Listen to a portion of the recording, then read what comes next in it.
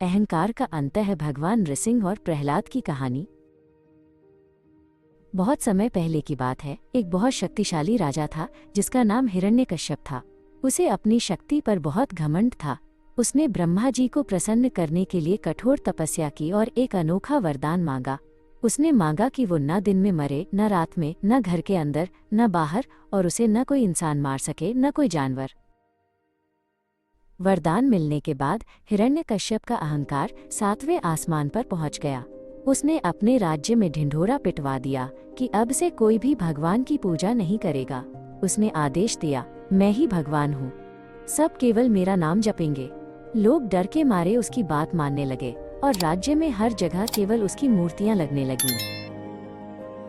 हिरण्यकश्यप का एक पुत्र था जिसका नाम प्रहलाद था। प्रहलाद अपने पिता से बिल्कुल अलग थे। वे बहुत कोमल हृदय के और भगवान विष्णु के परम भक्त थे। जहाँ पूरी दुनिया डर के मारे राजा का नाम लेती थी, वही छोटा प्रहलाद मुस्कुराते हुए ओम नमो नारायणाय का जाप करता रहता था। जब हिरण्यकश्यप को पता चला कि उसका अपना ही बेटा उसके दुश्मन विष्णु की पूजा करता है, तो वो गुस्से से आग बबूला हो गया। उसने प्रहलाद को अपने पास बुलाया और चिल्लाकर कहा, मूर्ख, क्या तुझे मरने से डर नहीं लगता? बंद कर यह जाप और मेरी पूजा कर। लेकिन प्रहलाद निडर रहे और उन्होंने भगवान का नाम लेना नहीं छोड़ा। हिरण्यकश्यप ने प्रहलाद को सुधारने के लिए उन्हें षंडा और अमर्क नाम के गुरुओं के पास भेजा। गुरुओं ने प्रहलाद को बहुत समझाया कि राजा ही सबसे बड़ा है, लेकिन प्रहलाद ने तो पाठशाला के बाकी बच्चों को भी भगवान की भक्ति का पाठ पढ़ाना शुरू कर दिया। वे सब मिलकर भजन गाने लगे।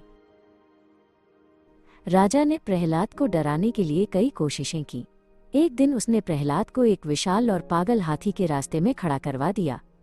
सब डर गए कि अब क्या होगा, लेकिन जैसे ही हाथी प्रहलाद के पास आया, वो बिल्कुल शांत हो गया और उसने अपनी सूंड झुकाकर प्रहलाद को आशीर्वाद दिया। अंत में हिरण्यकश्यप ने अपनी बहन होलिका को बुलाया। होलिका को वरदान था कि वो आग में नहीं जलेगी। वो प्रहलाद को गोद में लेकर एक जलती हुई चिता पर बैठ गई, लेकिन भगवान की कृपा से पासा पलट गया।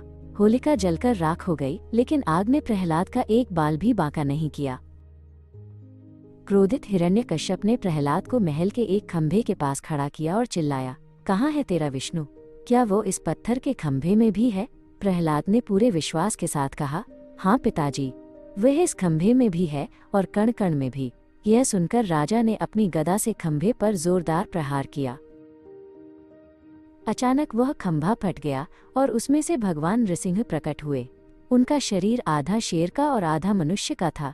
ब्रह्मा जी के वरदान को सच रखते हुए उन्होंने हिरण्यकश्यप को न अंदर न बाहर बल्कि चौखट पर पकड़ा।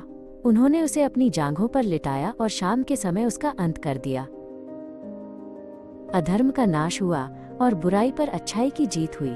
भगवान नृसिंह ने प्रहलाद को आशीर्वाद दिया और उन्हें नया राजा बनाया। प्रहलाद के राज में सब सुखी रहने लगे। बच्चों, ये कहानी हमें सिखाती है कि चाहे कोई कितना भी बलवान क्यों न हो, अहंकार का अंत निश्चित है और सच्ची भक्ति हमेशा